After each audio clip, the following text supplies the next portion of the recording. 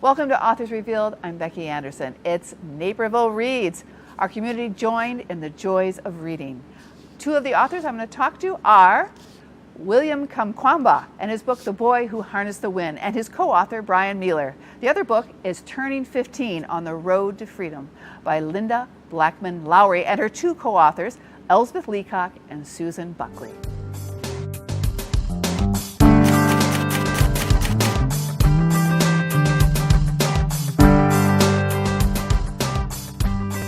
William, Brian, welcome to Naperville and welcome to Naperville Reads. Yeah, thanks for having us. I can't thank you guys enough for coming and doing this program with two whole classes of two huge school districts for 7th and 8th grade. So I want to know, this was the first day, you know, we had a snowstorm, so we missed out on a day yesterday, but you did some of your school events today. So how did they go? And knowing that this book, The Boy Who Harnessed the Wind, the Young Readers Edition, is just out, so we were very lucky to get it a little early. What are you hearing from kids, and how did it go today? Today, when you talk to the kids, it was really great, and it was very exciting. The kids at the first school, they were asking very great questions, so they were kind of engaged when we were talking to them. Right. So it was nice. Yeah, oh, that's great. Kids at this age are really connect with this story because William was 14 when he did his windmill, and so these kids can kind of think, well, he was my age, and could I do that? And it really resonates with them. Right. So I want to know where the two of you, how did you two meet? And because I think it was your meeting that made, you want to put your story into now 3 different books. Yeah. Well, I was a reporter for the AP and Harper's, and I was covering Congo, the war in Congo. I did that for about 4 years and wrote a book about that. And when I finished, I will say I was looking for more positive stories to focus on, and saw a Wall Street Journal article about this guy who just just spoken at the TED conference in Tanzania, and it just seemed like this amazing story. And we contacted his contact at TED, and we met in New York on his very first trip into the United States in a blizzard. Oh my God. Which he forgot his coat. Oh my God.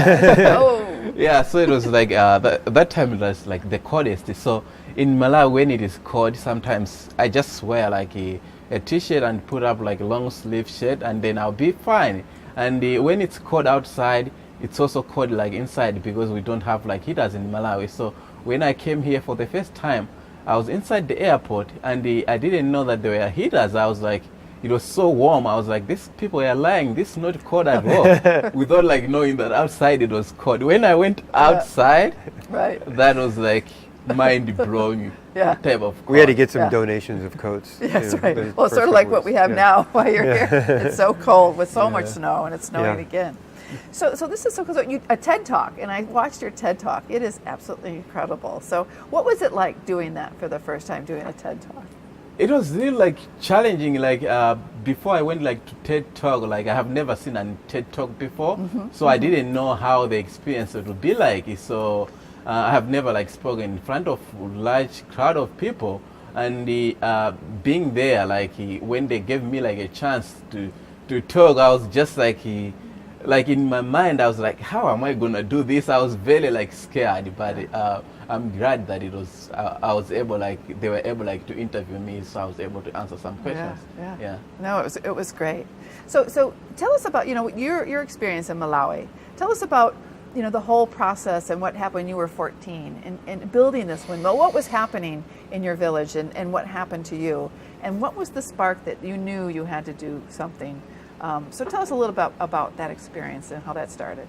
So everything started when I couldn't go to school. So what was happening during that time, we had famine happening in Malawi, the whole country. People were starving to death. Even my family was badly affected by the situation. So because of that, my parents couldn't afford to pay my high school education, which in Malawi you have to pay for it. Right. So at that time, I was forced to drop out of school, and then I started going to the library. I wanted to keep up with my school. I was thought that by the time the hunger would be over, my parents would find money and they'll send me back to school. So I didn't want to be behind from my friends who were going to school at that time. So I started like going to the library to read books, and I found like the book that had like the pictures of the windmill on the cover, and they said that windmill could pump water and generate electricity. The word pump water attracted my attention. I was like, if I can be able to build this windmill to pump water, then I can solve the problem that we are facing, starting like irrigation, growing food 2 to 3 times a year. So I thought that that was the answer towards the problem that we are facing. Wow. So that's what sparked this idea. Yeah. I can't, you know, the book is so incredible how you were so resourceful to coming up with all the parts to build this. So tell us about the different places that you got the parts to put this windmill together. So most of the parts that I used to build the windmill, I found them at the junkyard, which was just like next to the high school that I just dropped from. So that school, before it was a school, it used to be a garage. So there was lots of like scrap metal that they just left them, parts of like tractors. So I went there to scavenge all the parts that I needed without like really knowing what I was looking. So I would just like pick up like everything that I could have found. Yeah. So what did it feel like when you put this together and it worked? I mean, what was that feeling like? And for your family too, how that must have felt?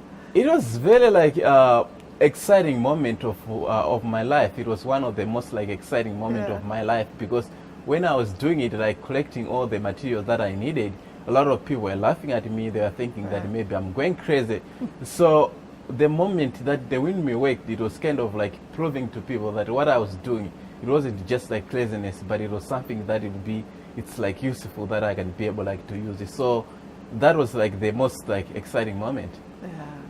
So when you guys got together, what was the process like of writing this story out? And you have the picture book and then the adult book that came out on the adult side of publishing, under the same title, The Boy Who Harnessed the Wind. Yeah. But working on these 3 books, what is the process you guys work, and how do you do that? Well, the adult book was first, and basically I set out to kind of write a biography of his life. And his English, as you saw in the TED Talk, and he was still struggling with some words and stuff, and I didn't want him to struggle, you know.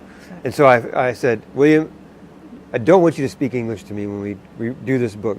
And so we got a interpreter, a teacher of his named Blessings Chikakula, who we both really liked and knew William and his family. And Blessings lived with us, and I went in his village for about 3 or 4 months. Oh wow! And over the course of his school breaks, you know, summer, Christmas break, and spring break, and I just basically like reported the orbit of his life, you know, and we would go talk to his parents and his neighbors and put the story together. And at the end of the day, we would sit William down and we would talk, and he would do it in Chichewa, and because I wanted him to speak in his first language, and you know, he's a really funny guy and tells, you know, dumb jokes and all kinds of stuff in Chichewa, and I wanted all that to come through. Right, to come through it. Right, sure. That's so totally important. I was, you know, his English is great now, but I was having to basically create an English voice for him, you know. Sure. And I think we got it close, you know,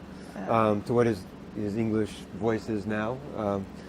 Just getting that, mining that personality. Sure. Yeah.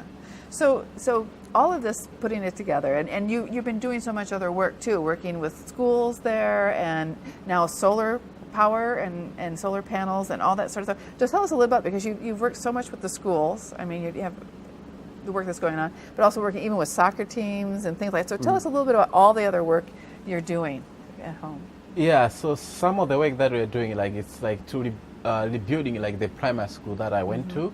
The school was built almost 60 years ago with the capacity of 100 students. So now there are 1,400 students, and the classes, they are not in a good like shape. So we are trying to build like a school that the student, they can be able to learn in a good learning like environment, rather than just sitting under the tree to learn. So far we have been able like to build 4 classroom blocks. Each block has like 2 classes, so they have like 8 new classrooms, which are now students, they are learning like in good learning environment.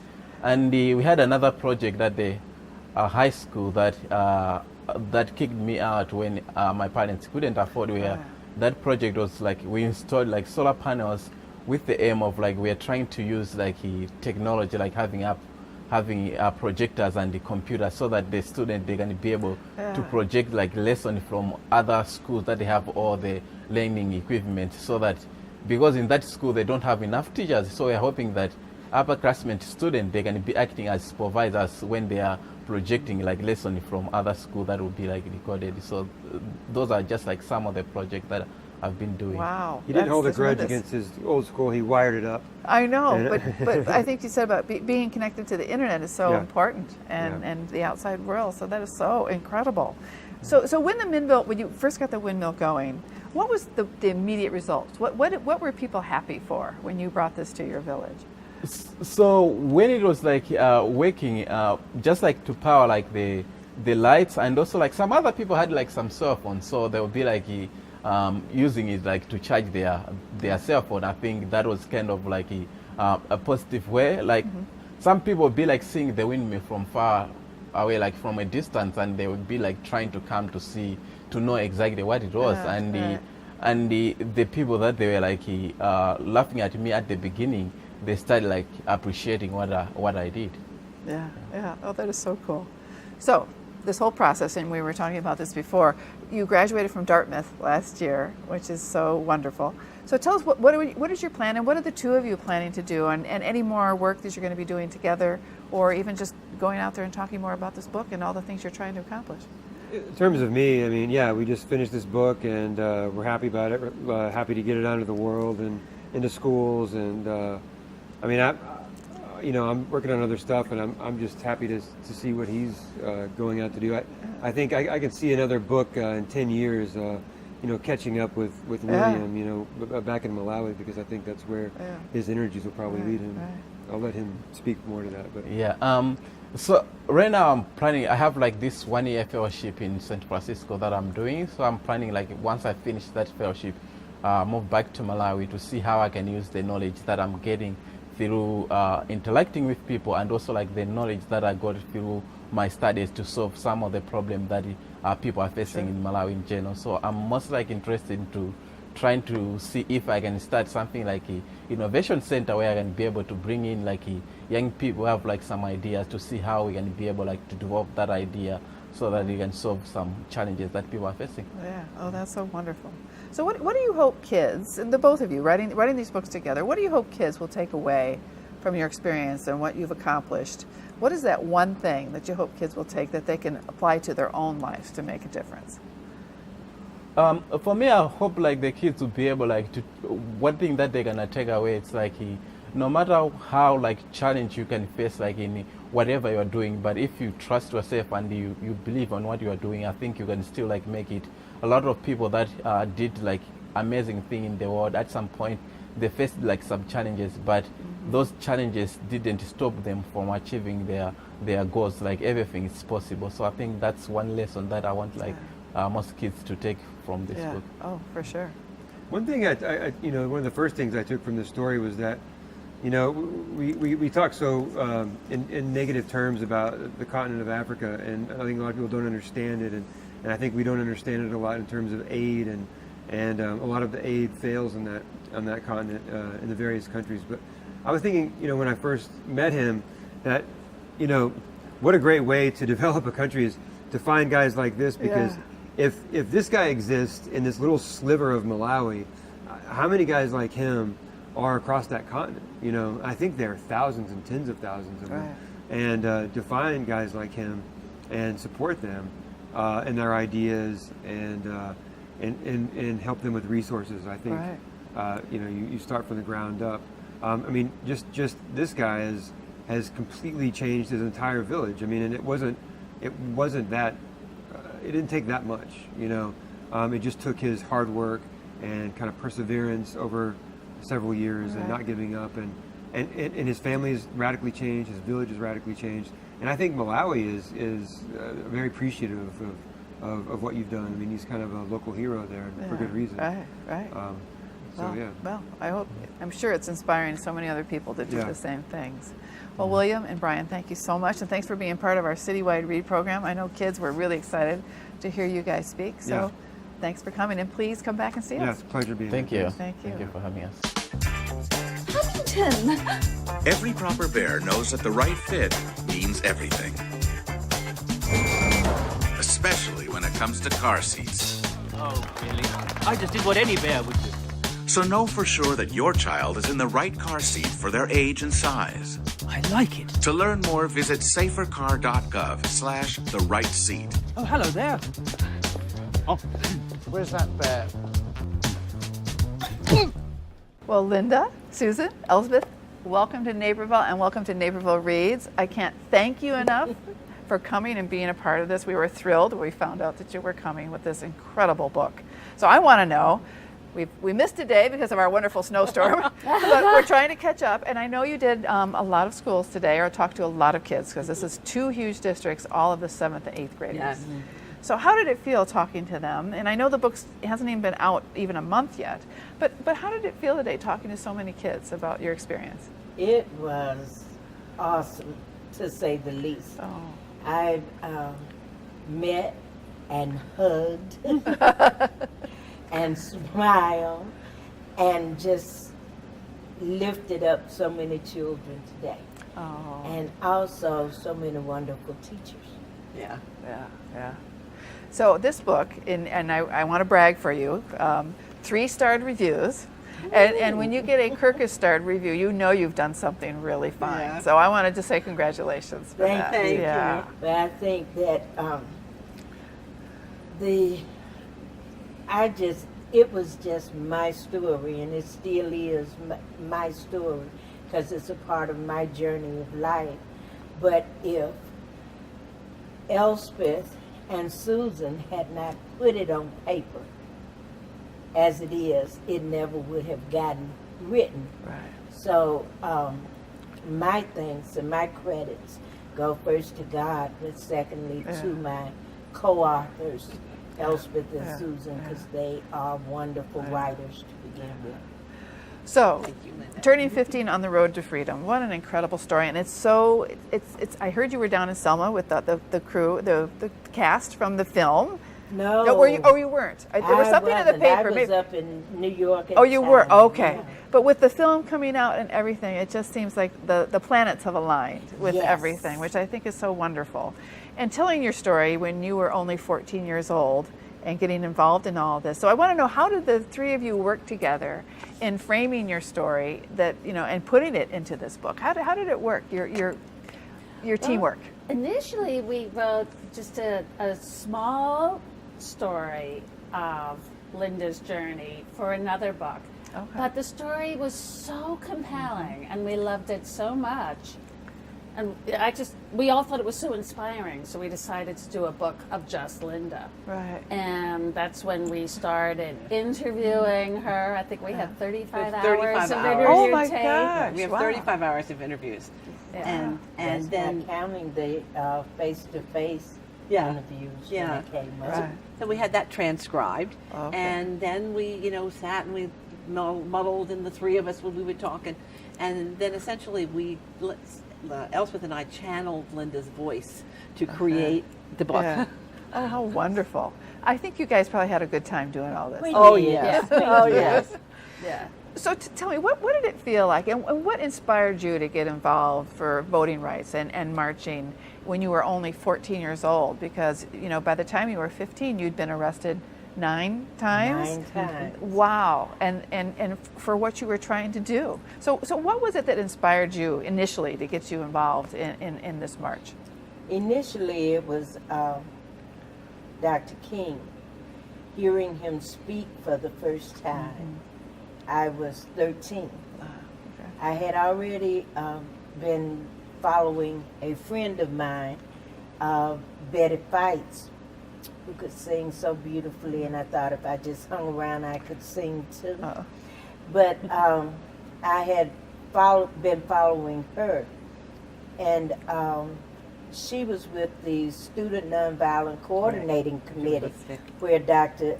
Bernard Lafayette was teaching the principles of nonviolence to the older teens. And they would go out and do sit-ins and at lunch counters and so forth. So that's how I got involved. But hearing Dr. King speak and talk about voting rights and what it would do, I really didn't understand. But he said you could get anybody to do anything with steady, loving confrontation. Yeah. And he talked about not fighting back and how violence was much more than a physical, than the physical part. And I decided then that whatever he was talking about, I wanted to do. Yeah, and those 3 words really inspired you. That Yes. steady, loving, confrontation. Those 3 words together really say it, don't they? But They really and do. Susan and Elspeth did not know until today that I used steady, loving confrontation to get them to write this book. We thought it was our idea to do this.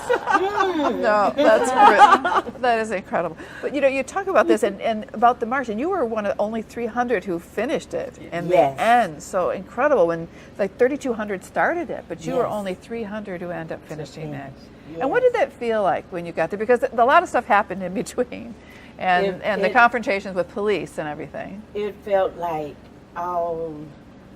when I got there that I had really completed something.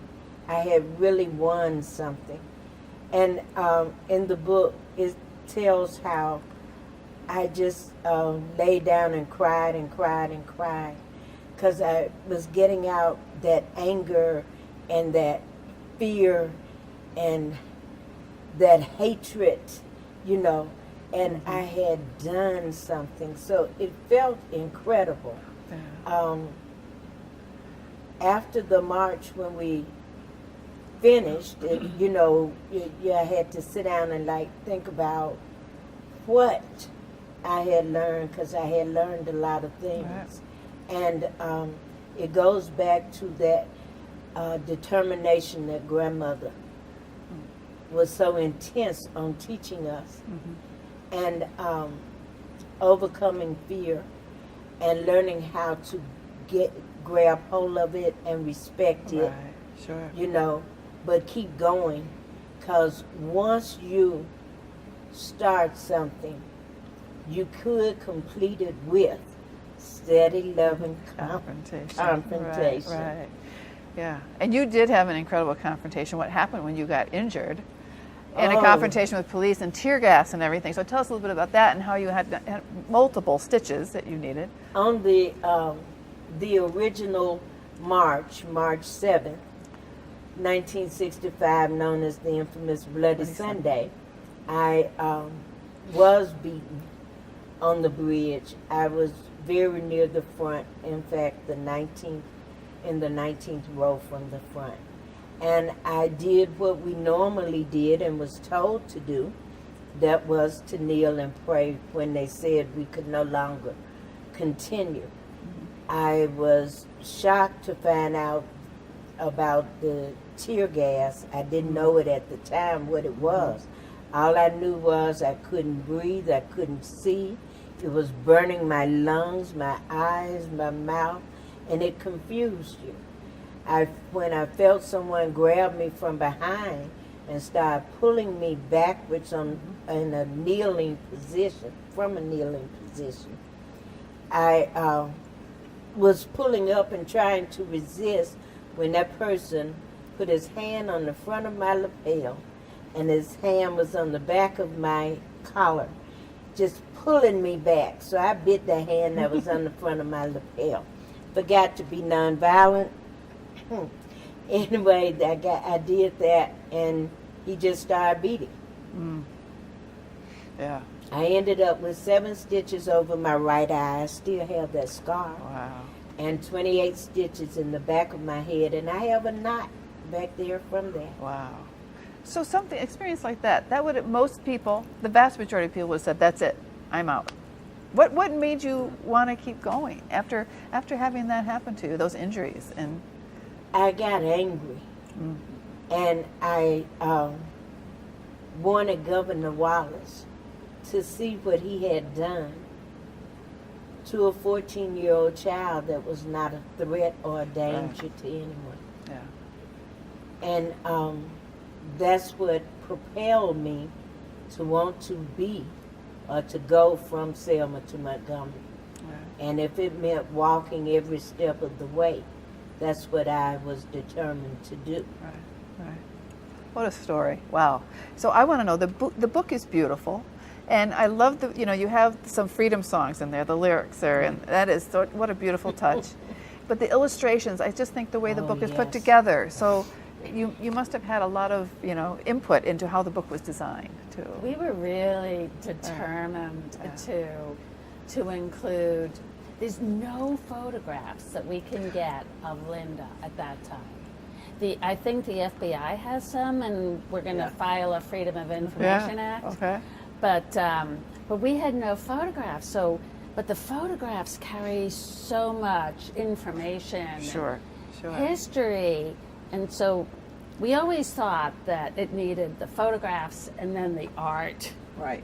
to show Linda's story. Sure. Yeah. Yeah. And we think that I was always very interested in the illustration and having illustration, but I wasn't sure if I was going to like photos and illustration together. Elspeth was sure that it was going to work really well, and the designer Mina Chung at Dial did such an exquisite job of making it work together to She have made both our of those. dream come She just did really a wonderful did. job. And also with the illustrator. Yeah.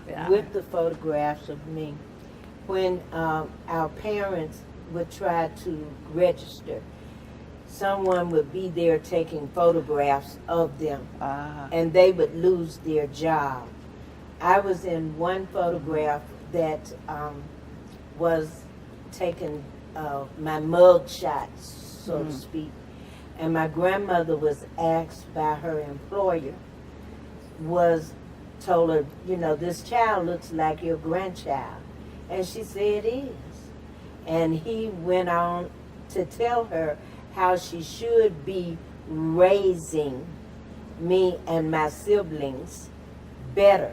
And she let him know that she was too busy raising his to raise hers. Right. So, and I guess I shied away from pictures. My sister did also. Yeah, right. That because we didn't want them to be in trouble. Yeah. Wow. So, talking about grandchildren, and the children that you've been talking to, and what do you tell your grandchildren? What is the message? And what is the message from this book that the three of you want kids and adults to know about this Freedom Walk and what you did as a 14, 15-year-old girl? I tell them basically that they can do anything they want to do, that life is a journey. And every day in this journey, you make history. If it's just history for your family and you 20 years, 15 years, or whatever from now, and they can remember it with a laugh or a smile, that's history. But you can also make change. Right. History is making change. That's what history is. And you can change something that you see isn't right. You have to take the fear that's going to come with that change, because fear comes all the time with change. Very true. Not only children, but adults know that. And you have to put it in your heart. Just tuck it in a little corner of your heart. Respect that fear, but move forward.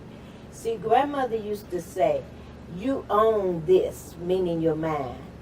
If you let somebody or something control this, you will never be yourself or who you could be in life. So. Sure. Okay. Right. Well, thank you so much, and thanks for being part of our Community Reads. Thank you for inviting us. It's a great honor to be part of it. As you were coming, because So this book exciting. is just brilliant. So thank you so much. Thank you very much. Great conversations with Susan Blackman Lowry, the youngest person to march from Selma to Montgomery. Her book, Turning 15 on the Road to Freedom. Also, William Kamkwamba and his book, The Boy Who Harnessed the Wind. Two of our authors in Naperville Reads. Thanks for joining me on Authors Revealed.